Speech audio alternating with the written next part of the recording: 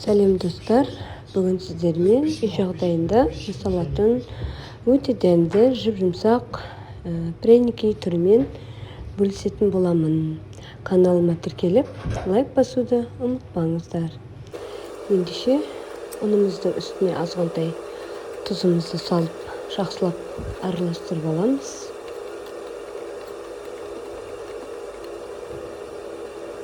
Одан кейін ыссы сүтімізді құямыз.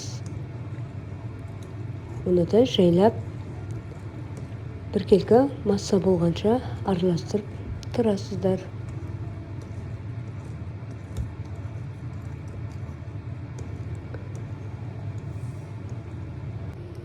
Осындай әдемі бізде масса шығады. Одан кейін үстіне бөлме температурасындағы сары майымызды салып, тағы да жақсылап араластырып аламыз.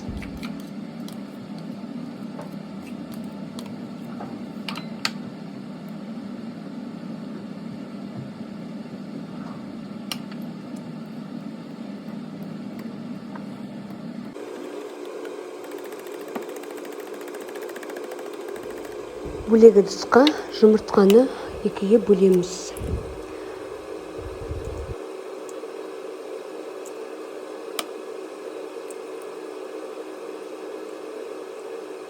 Осылай екі жұмыртқаны екіге бөлгеннен кейін сары желтогымыздың үстіне тағы да екі бүтіндей жұмыртқаны дайындап алған жұмыртқамызды дайындаған массамыздың үстіне қосып, біркелкі болғанша жақсылап араластырып аласыздар.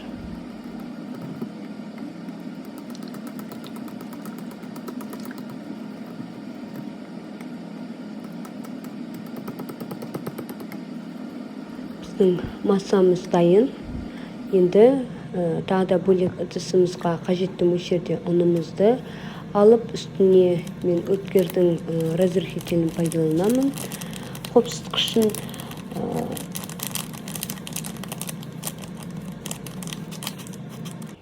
екеуін жақсылап араластырып дайындаймыз.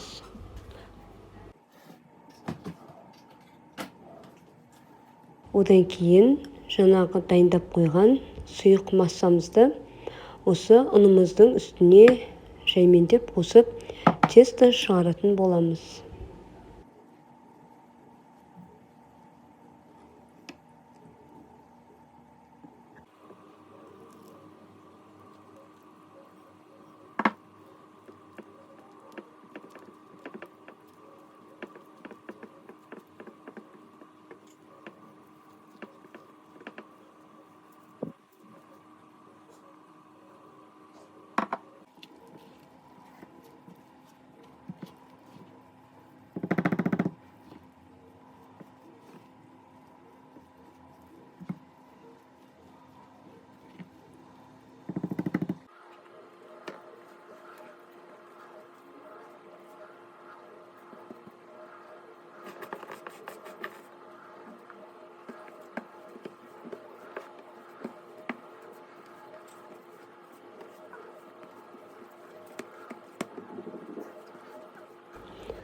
Біркелкі етіп жинағаннан кейін жып-жұмсақ бізде қамыр шығады.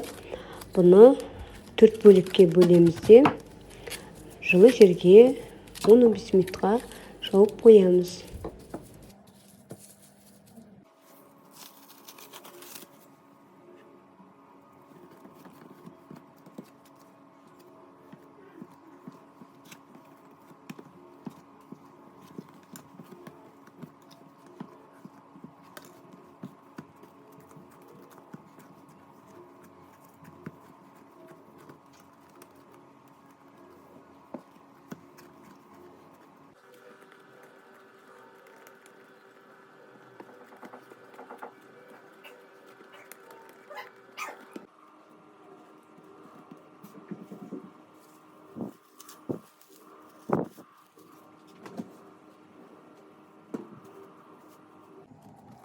Бір бөлігін алып, 1 сантиметр қалыңдықта жазып аласыздар да өзіңізге қажетті формада бөлшектеп формасын шығарып алсаңыздар болады. Мен өзіме ең кішкентай деген бокалды алдым. Сол бойынша пряниктерді духовкаға салып пісіріп алатын боламыз.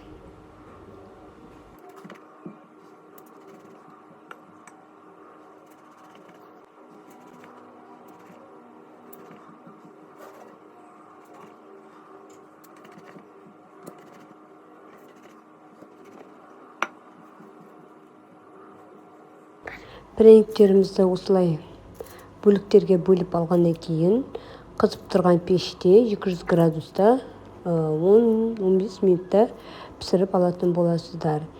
Беті қызарып, қатып қалмауы қажет.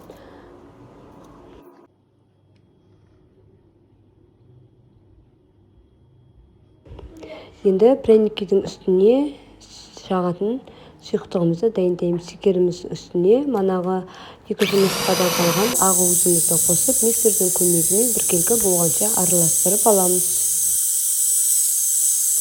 Дайын болған сұйықтығымызды перчатканың көмегімен пряниктердің бетіне осылай қолыңызбен жағатын боласыздар. Пряниктердің өзін салсаңыздар, сыртқы қабығы қою болып кетеді. Сол себепті перчатканы қолданғандарыңыз абзал.